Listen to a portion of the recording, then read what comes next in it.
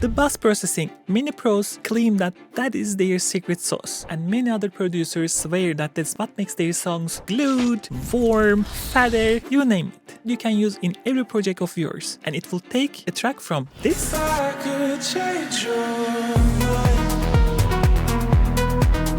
and turn into this.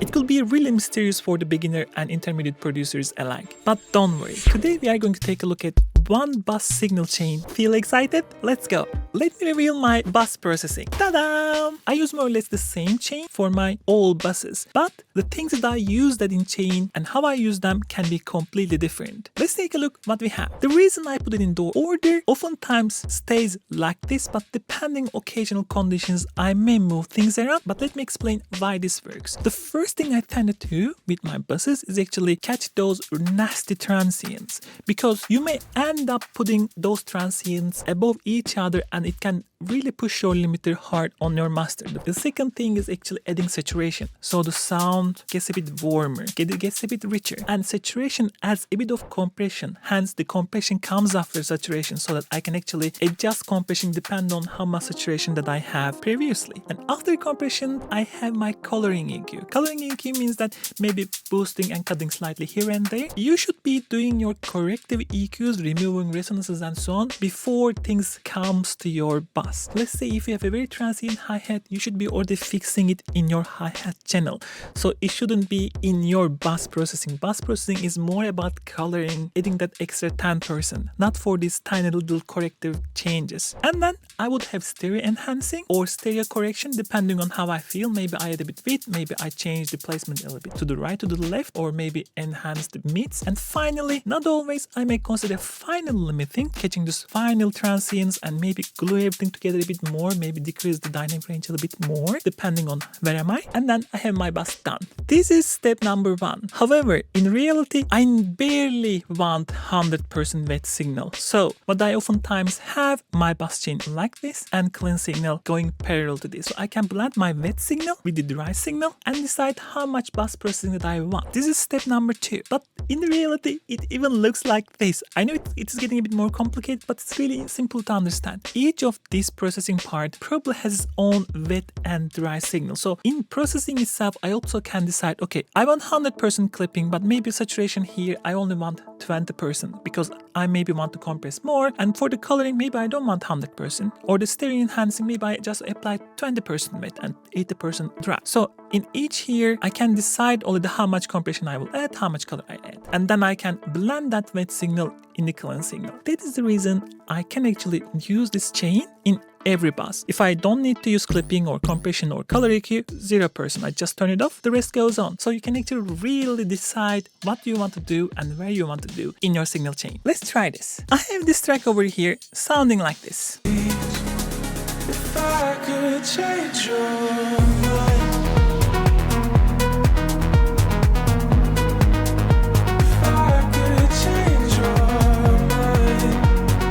A track of mine coming in 10 days, so I wanted to use a real track so that you can hear the difference with your ear and see if it is really working. In old school way, you would actually have a separate audio channel and you manually route each of your sound into your buses. Let's say this is my bus, this is just the audio channel, and I would go, for example, to my drums, right?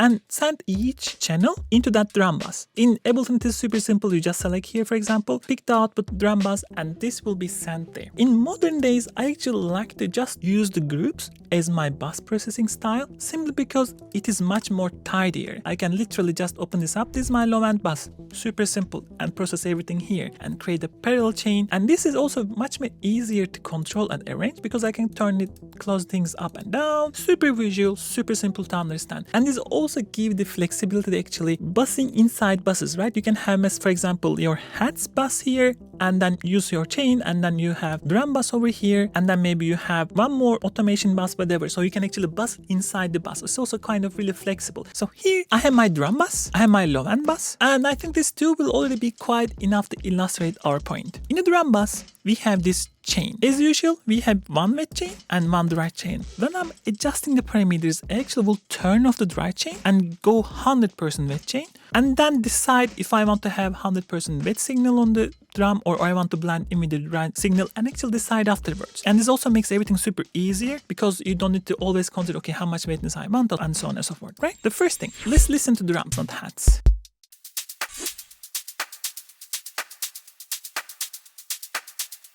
The one thing that I'm immediately thinking, right, okay, there's definitely transients over here, and I want to really cut those one and make everything a bit like squashed together. I'm gonna go for single simple cut and dry this.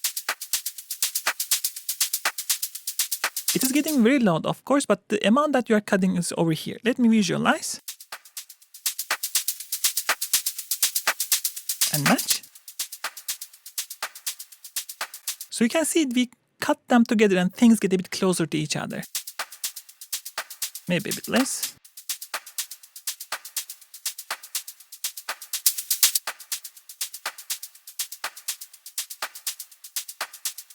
Let's do AB.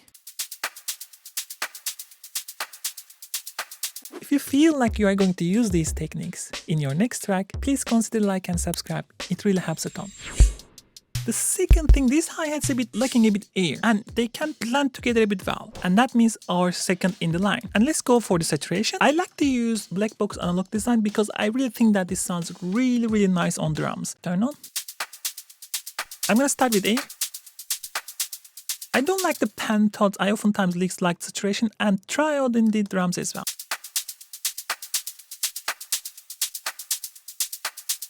So that is fine.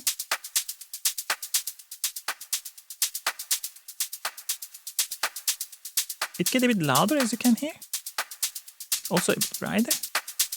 And this is what I was meaning. You can actually control each element and how much mix you will have on each element on plugin level. So here, I would have had quite wet, but something like this. Again, before, after. Now, when it comes to compression, the one thing that is important to understand is that there are two reasons to do compressions in my world. Either you want to control your peaks or you want to add a color, something like New York compression. In this case, I like to clip my drums. And because we are already using digital sounds, these sounds are already really almost like the perfection, right? I often use my own sounds and they are already saturated, compressed, they are almost perfect. Because of this one, I actually want to use my compression more creatively, but I'm going to do something like a New York compression, meaning that I want to compress a lot, but use really subtly, and which means that I'm going to bring down the mix afterwards. That effectively means like really squashing everything with very heavy ratio, very short attack, very fast release. It's constantly compressing.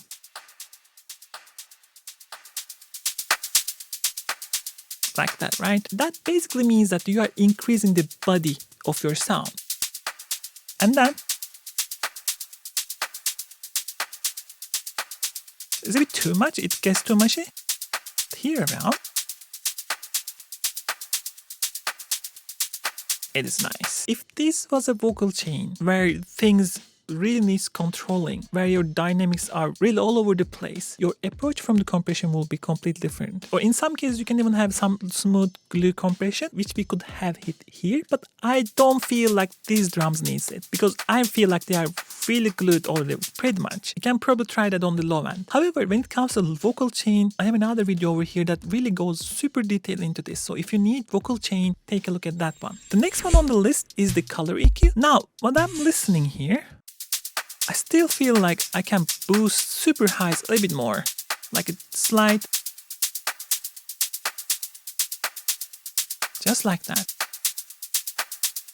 And when it comes to color EQ, I'm not looking to change things drastically. Like, I'm not gonna go and do something like this here. This is something that's supposed to be done in your original channels. If it's a hi-hat, fix it there. If it's a snare, fix it there. So in color part, you are just changing the color of the sound. In most of the cases, actually, I will do this together with the track so I can hear what really the track needs from the hats. Let's do it together with the track.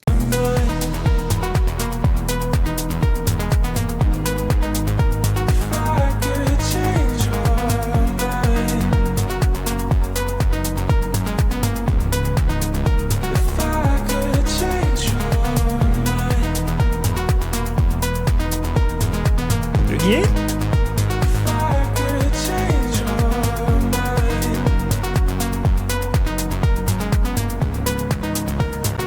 Basically meaning that I have synth, I have vocals, I don't need so much presence on those mids, but I need definitely a bit of air on the highs, so hence that boost a bit to the high and slightly scooping on those mids. And then we have the stereo enhancing. So stereo enhancing doesn't mean that you just put stereo plugins. It really depends on what you want. First, take a look on my drums, on the things like Ozone Imager. And I realized that maybe mids should be like, if you get the drums below 1K, I can actually tighten them up a bit more. But here, a bit more room, opening up. And here, I can even go more open. Okay?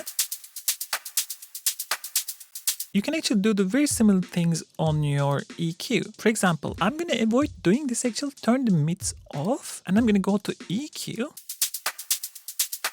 There is that. I'm going to actually slightly give a boost there on the mids. So if you go to stereo, I'm going to go pick mid.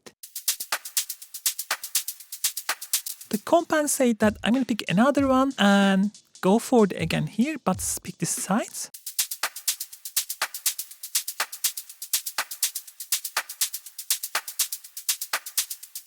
And then you can actually do this. Go to sides again.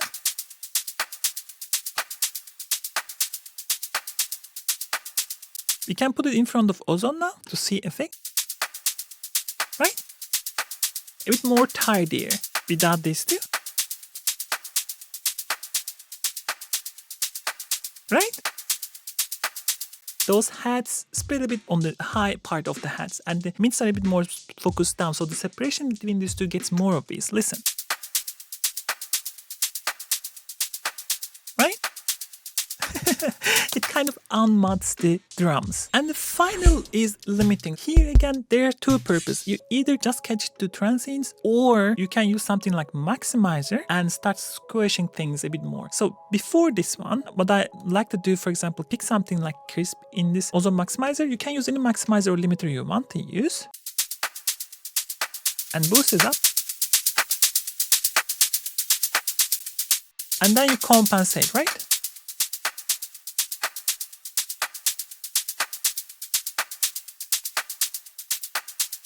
Maybe soft clip, get a transient emphasize.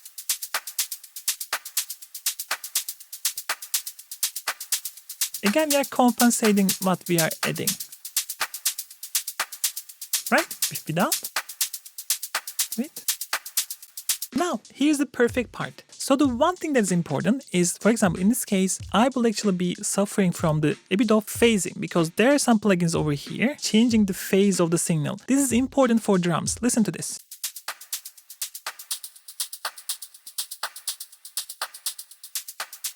This is not a problem per se, because we can control the each wet and dry signals, and for drums, I'm gonna go for 100% wet anyways. So in this case, you can just adjust individual signal. For me, I can probably bring this a bit more, and a bit more. And we are good to go.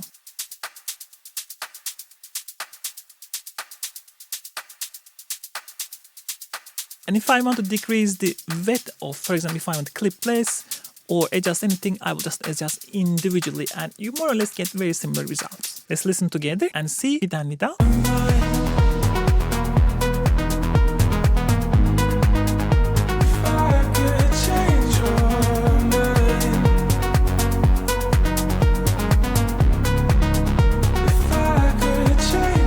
Okay, there is a volume difference. Obviously, we can adjust a bit more, but here how things open up, how much everything sits much better, much perfectly.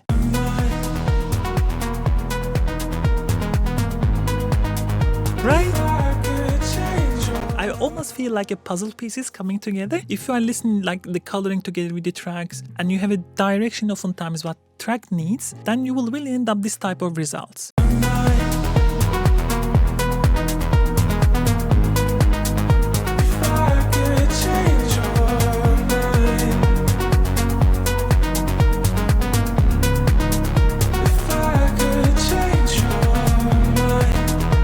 Absolutely perfection. Now, when it comes to moment, I'm going to do a bit faster because most of the things that are very similar. Let's start here.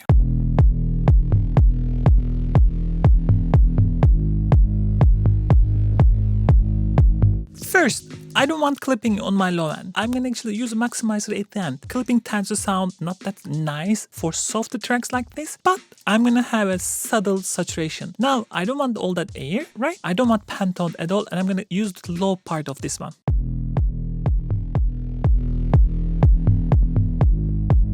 I'm gonna go for 100%. And I'm gonna go actually more 50%. It just softens out that kick drum and brings things closer. For the compression, actually I'm gonna just go for the Ableton's own glue compressor. I'm gonna go for slow attack. I just want that movement on the bass. I don't want to catch the initial transient of the kick. This looks pretty good. Now we're on the color. I may just add a slight dip on the kick hit, boost slightly the super lows, so kind of a pull tech EQing kind of, but more dynamic.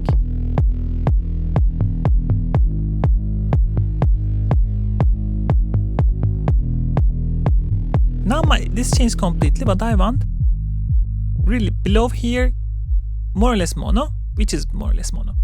So I don't need to do anything else. Let's increase a bit around here, maybe cut slowly.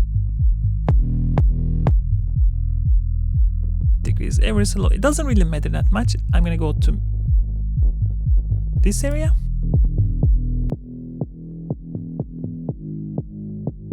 Again, really, I wouldn't complain that much.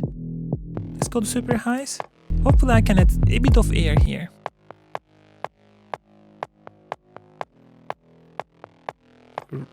What we are hearing, kick is on the middle, but what you are seeing here is that the bass sizzle. The kick is right in the middle. Those are a bit around, so that should do. Again, I'm not gonna exaggerate this. And finally, ozone, I'm gonna go for the classic.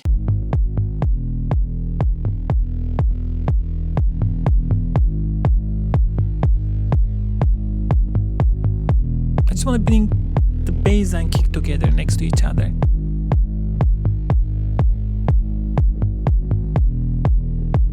Just like that.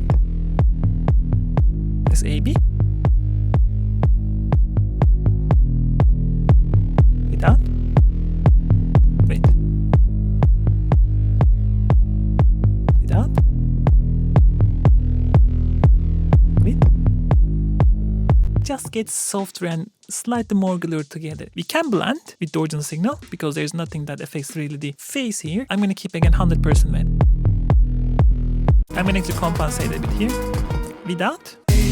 Turn back now, switch it up, figure it out, figure it out.